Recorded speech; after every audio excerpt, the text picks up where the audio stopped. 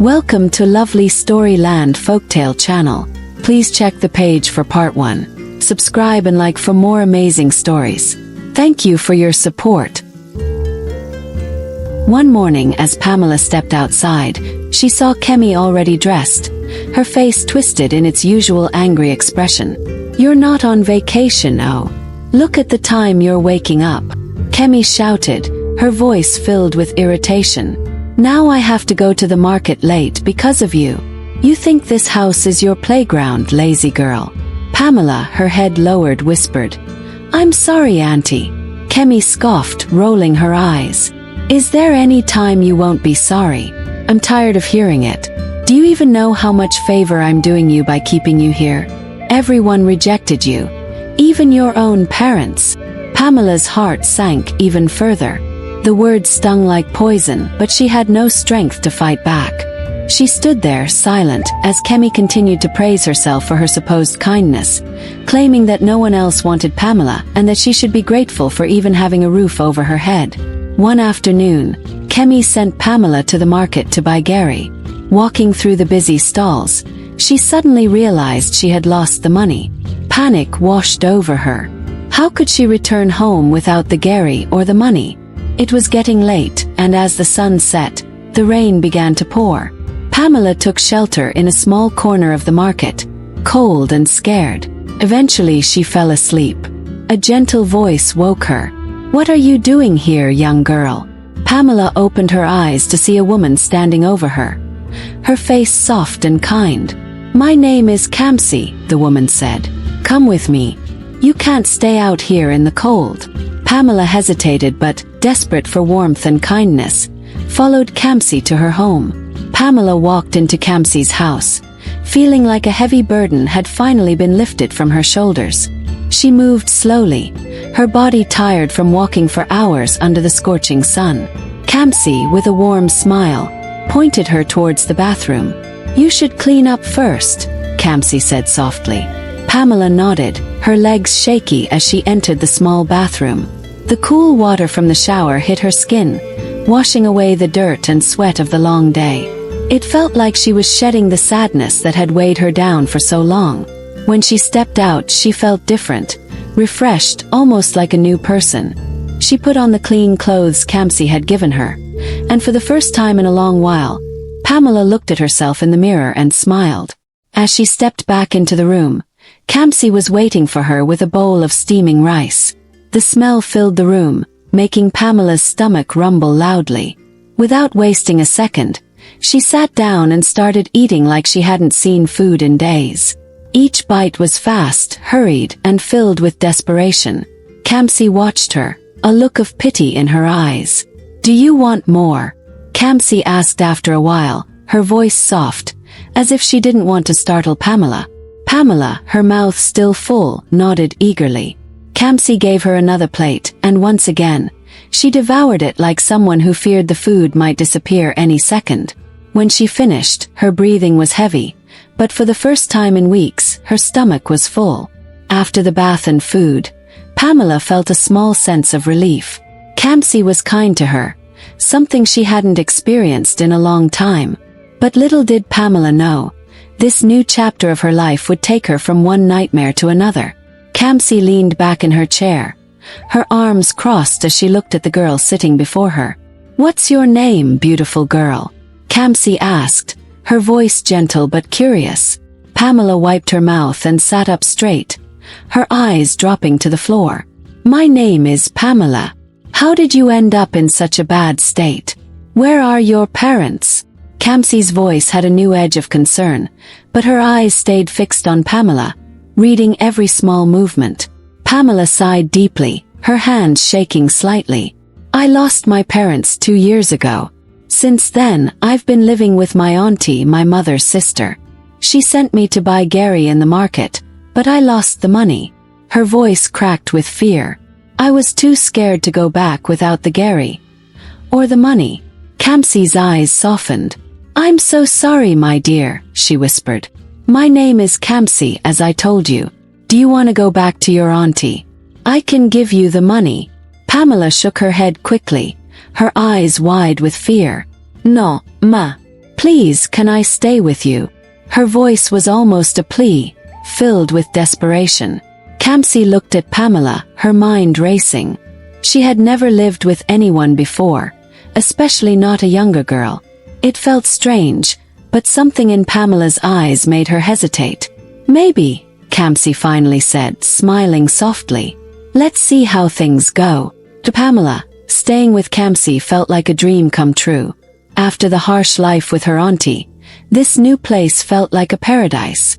The food, the care, the warmth. No one had treated her this kindly in a long time. She believed that life would stay this good, but she had no idea what was waiting for her.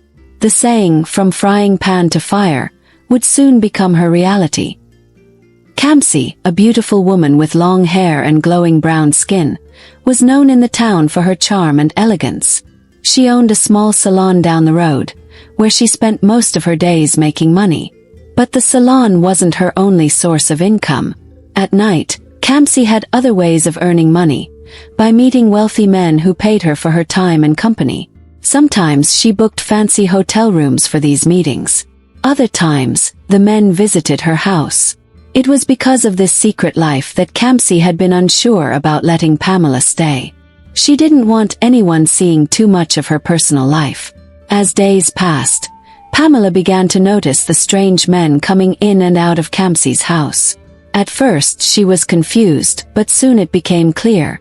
She would sit quietly, her young eyes wide as she watched the men enter Kamsi's room, only to leave hours later. It became a routine. Kamsi didn't bother hiding it anymore, and Pamela didn't ask questions. It wasn't her place. One afternoon, as Pamela was sitting quietly in the corner, Kamsi had a guest, an older man dressed in fine clothes with a confident air about him.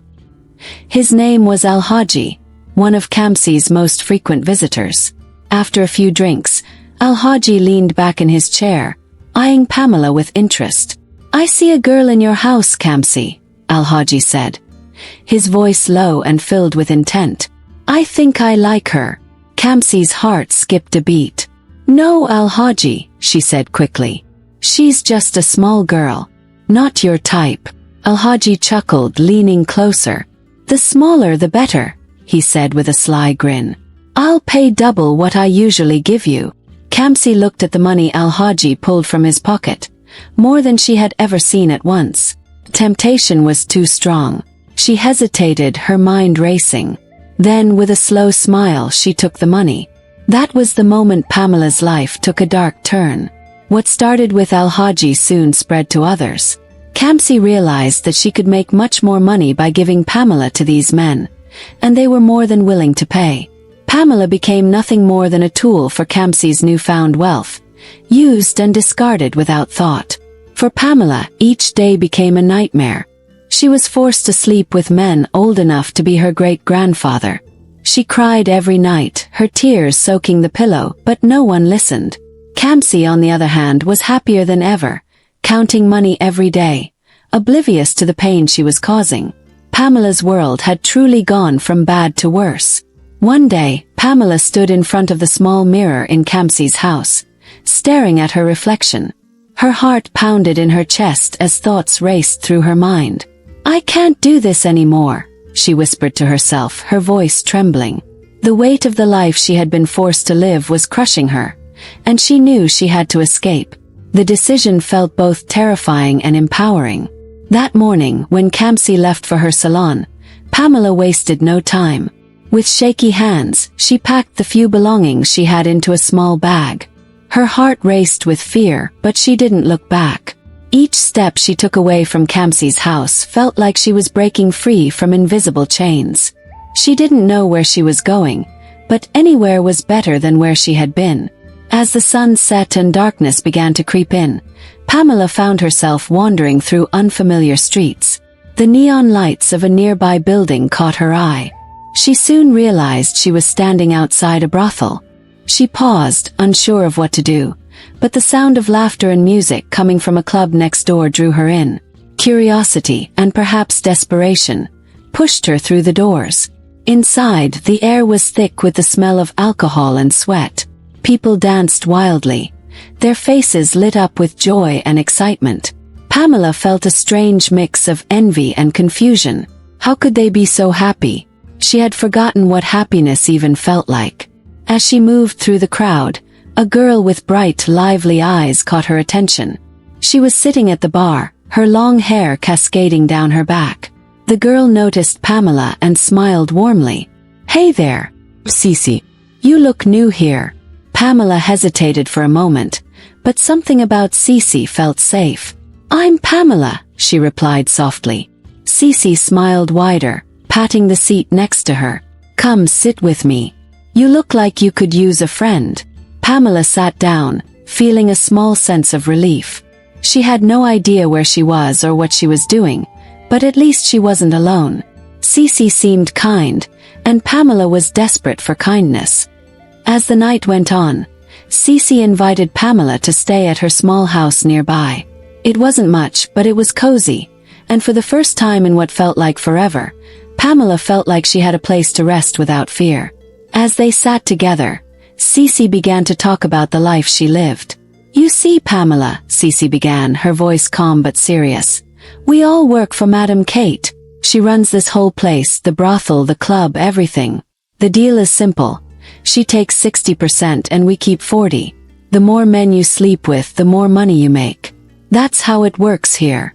Pamela felt a chill run down her spine. This was the last thing she wanted, but she didn't know what else to do. Cece's words lingered in the air, and Pamela felt trapped once again, but this time, at least she would keep a portion of what she earned. Unlike her time with Camsy, where everything had been taken from her. The next day, Cece took Pamela to meet Madam Kate, the owner of the brothel, a business she has been doing for over 20 years. Madam Kate's presence was magnetic but intimidating. She was the kind of woman you wouldn't dare cross. In her world, everything was a transaction, and she made sure that every deal worked in her favor.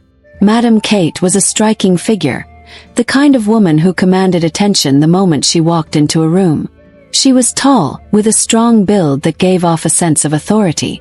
Her sharp eyes, outlined with thick eyeliner and heavy lashes, seemed to see right through anyone who stood before her. Dressed in fancy clothes that shimmered under the dim lights of her brothel, she wore rich fabrics in bold colors, deep reds, golds, and blacks, that clung to her frame like armor. Her makeup was as bold as her personality. Bright red lipstick contrasted with her tanned skin, and her cheeks were painted with heavy blush, giving her an almost doll-like appearance. But there was nothing soft about her. Madam Kate's hair was always perfectly styled, usually pulled into a tight, polished bun, with not a strand out of place. Her earrings and rings glittered with diamonds and gold, catching the eye of anyone who dared glance her way. She moved with confidence, her heeled shoes clicking on the floor with every deliberate step. The air around her seemed to tighten when she entered a room, as if everyone knew she was the one in charge. There was an air of cold calculation in her gaze, as though she was always thinking 3 steps ahead.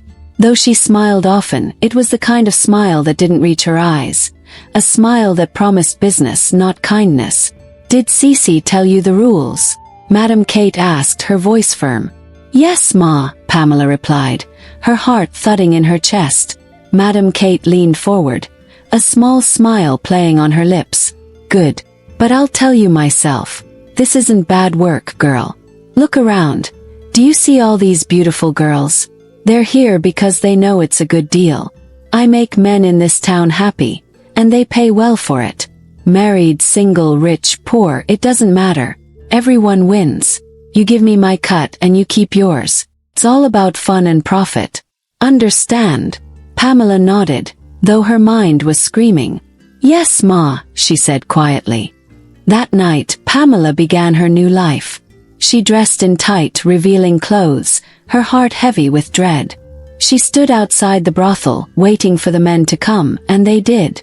One by one they approached her, each one taking her back to their homes or renting rooms nearby.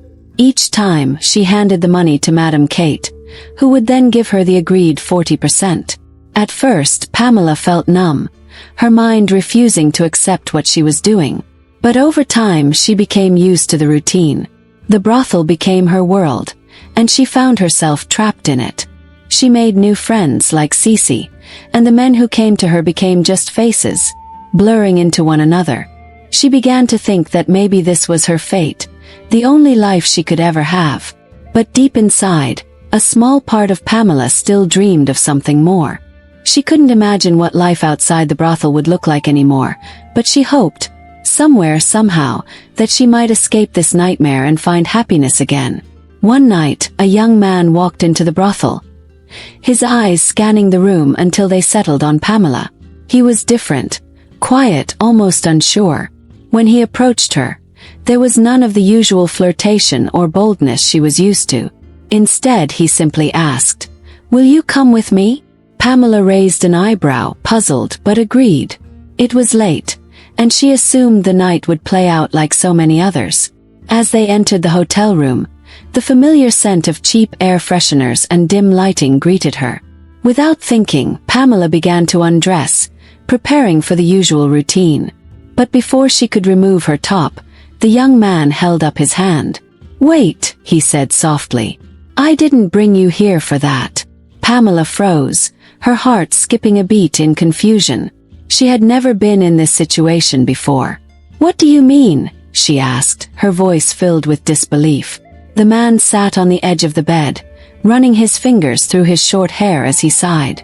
"I just wanted someone to talk to." Pamela's mind raced. Who would come to a brothel in the middle of the night looking for someone just to talk? She had never heard of such a thing. Men who came at these hours always had one thing in mind. "Talk," she repeated, still unsure whether he was serious. The young man nodded. "My fiancé left me. We were supposed to get married, but she called everything off. I didn't know who to turn to, and when I saw you, I don't know. Something about you caught my attention. I just needed to talk to someone. That's all." Pamela stood there, stunned. No man had ever paid for her company just to talk, not in all her years at the brothel. She didn't know what to make of it.